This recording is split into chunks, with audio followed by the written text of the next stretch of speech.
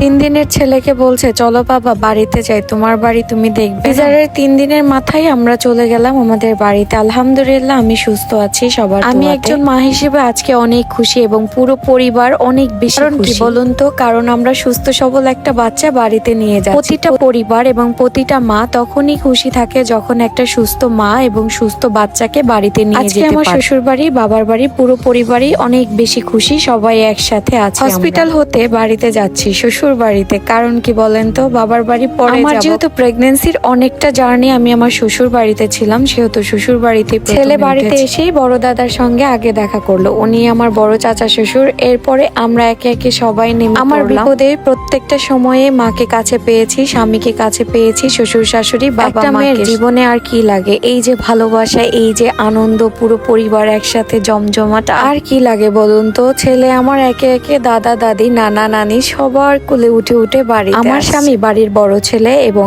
আমি বড় বউ, সেই শোভাতে আমার ছেলেও বড় নাতি। বাড়িতে এসেই দাদি শাশুড়ির কোলে দেওয়া হলো আমার ছেলেকে, তিনি অপেক্ষা করছিলেন। 3 দিন পর বাড়িতে আসলাম, মনে হলো অনেক বছর পরে বাড়িতে আসছি। বাড়িতে এসে সবাই একসঙ্গে। বাড়িতে আজ মনে হচ্ছে ঈদ, কারণ সবার মুখে অনেক বেশি হাসি। সবার সাথে আনন্দ করে নিজেদের কিছু ছবি তুলে রাখলাম। সবাই ভালো থাকবেন, আল্লাহ হাফেজ।